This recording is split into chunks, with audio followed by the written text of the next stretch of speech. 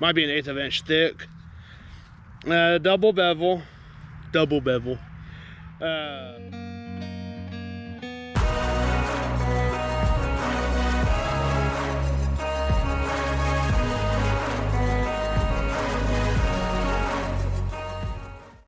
tests being performed are basic tests expected from a knife and are performed in a controlled environment. Performance, opinions, and use may vary. Remember safety when dealing with knives. Hey guys, welcome back. So I've got another knife review here for you. And this one is the Orscheln's 13-inch fixed blade hunting knife. Now, this is the packaging that comes in, and it is a 7-inch blade with a tanto and nylon grip. And so it is that paint. There is a paint layer on the blade, actually throughout. It's a nylon. It says nylon, I think. Yeah. Oh, sheath. Nylon sheath, and just a simply easy to grip handle. Oh, and it's a black oxide paint. It's stainless steel, and no specifics on the steel itself except for it being stainless. The handle seems a little bulky, in my opinion, but that's me. Right off, this is actually does seem to be kind of a nicer, higher end of the in-store brands that they have. It does seem to be a little bit higher quality, and it does appear to be rather decent. And looks like it's roughly 3/16, maybe an 1/8, might be that small, might be an 1/8 of an inch thick. Double bevel,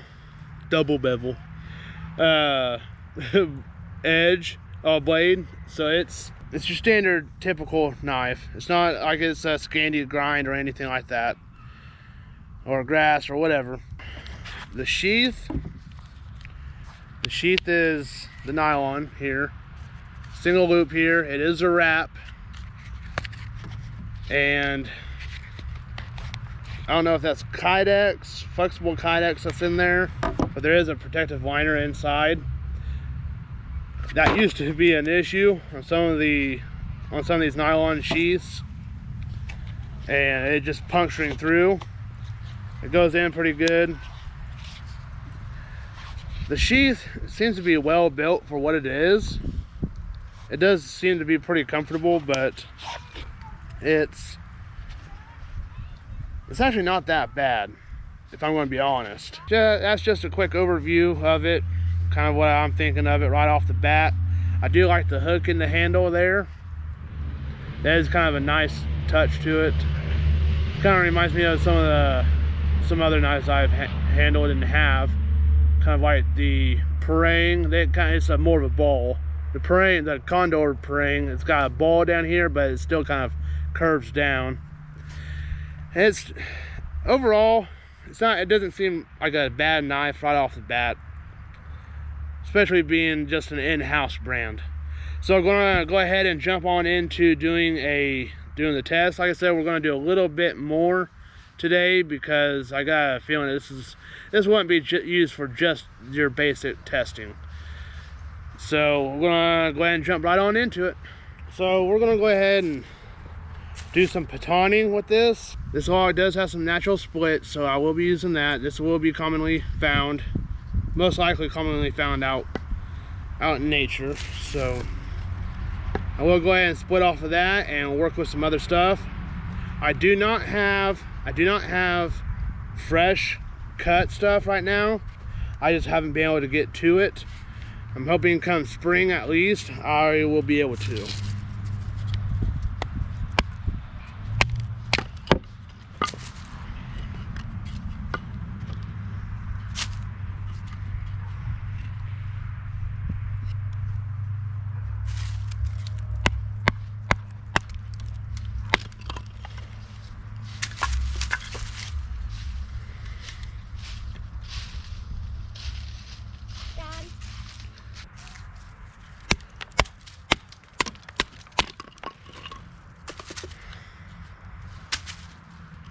So it does seem to be splitting this pretty well. This wood is pretty rotten, so that may be one of the reasons why it's why it's going through so easily.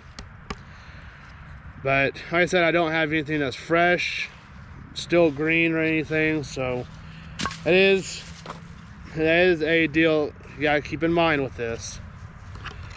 So I'm gonna go ahead, inspect this. It doesn't seem, keep in mind these are all fresh out of the package, and I have not done any kind of altering to them.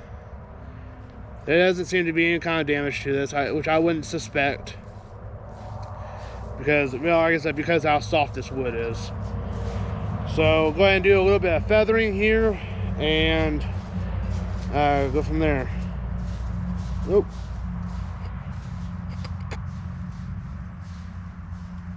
Ah.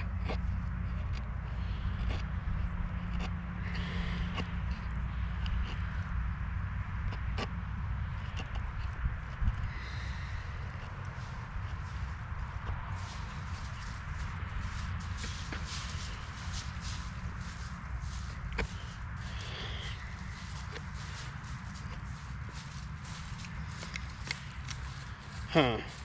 Seems to be a little bit harder time getting this stuff shaved down. Might be just because of the angle I'm getting at. Either that or might be the wood, I don't know. I hope it's not the knife.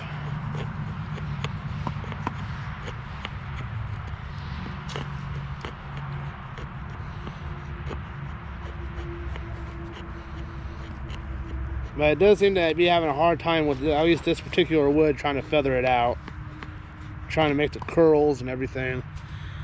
It is doing it, but it just might be struggling. It is struggling a little bit. It could be the edge still being kind of dull, maybe. Might be the wood. I can't be for certain.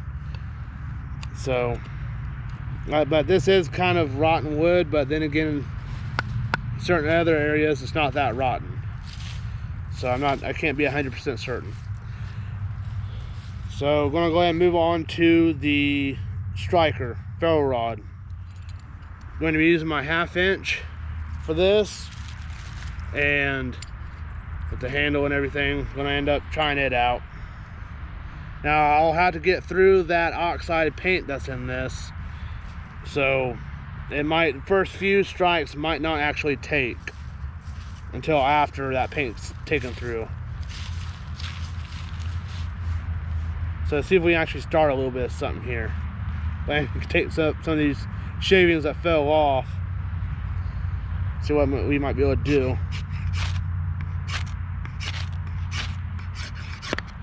Yeah, see that? See how it's still striking kind of good here, but out here it's not. Might be because of that paint. But it is striking up pretty good though. But like I say, it's that paint. You got that oxide paint really messes with striking. So it does fairly well. It's not bad. Definitely ain't the worst I've seen.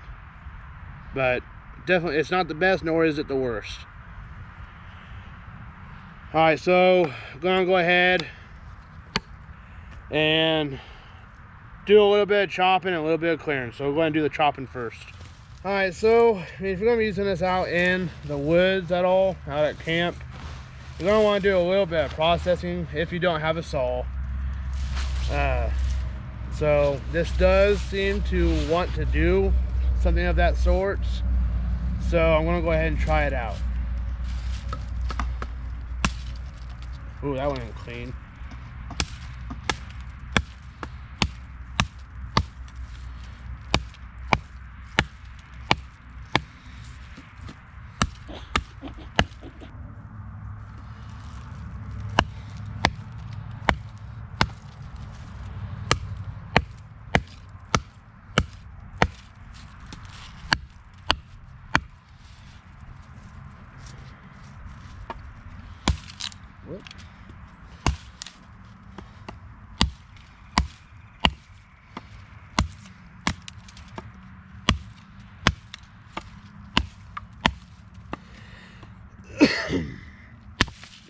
There, went on through. Alright, so that seemed to do pretty well. This stuff it's older, of course, but don't know how old. Edge is still holding up so far. So, it is still doing pretty good. Not a whole lot of no damage, but it seemed to go pretty good. It was tossing pretty decent chunks out. I mean, was doing it pretty good, which is what you want. So I'm gonna do a little bit of extra stuff here. All right, so we're also going to be wanting to do a little bit of clearing as well at camp. So you'll end up probably wanting to do a little bit of clearing. So this wouldn't be that bad of a deal for that.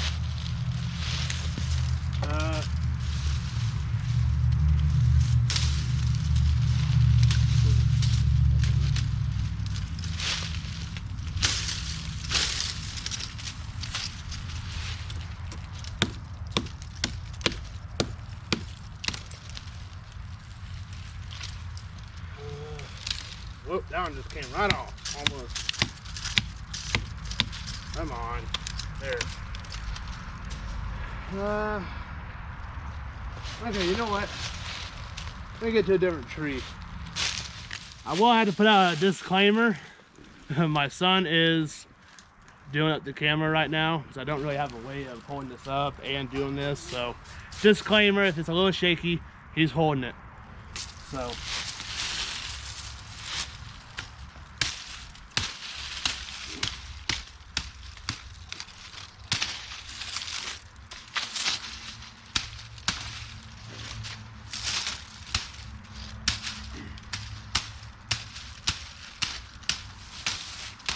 Oh, man, probably hit the dirt too many times.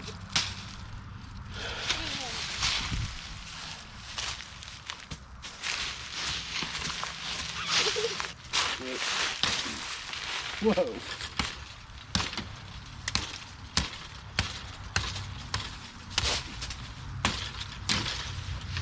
Well, all right.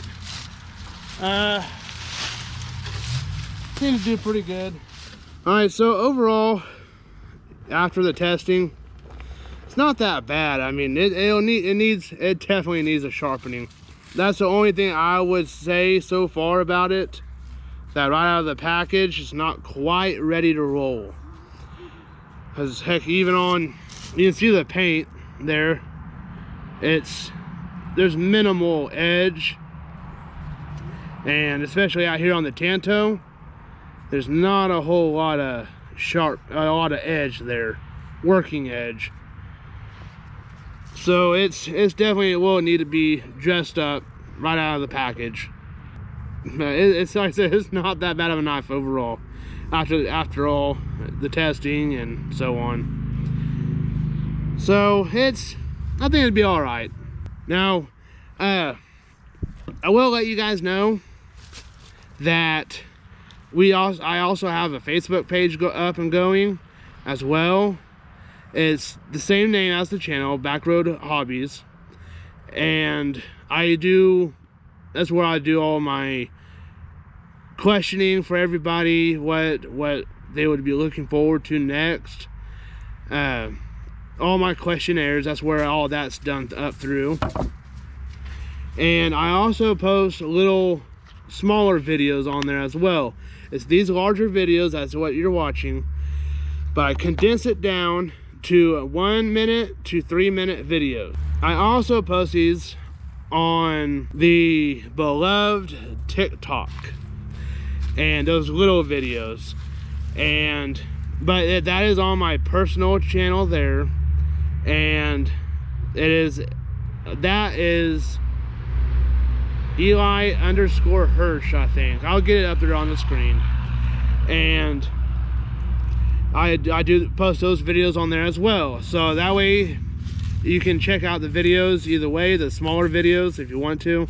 And also with Facebook, you'll be able to help out with the channel with what to expect next, or whenever I got questions about what to go over next, what kind of specifically knives to go over next, you'll have a say in it, and or put in requests and go from there. So I'm going to go ahead and jump onto the video verse.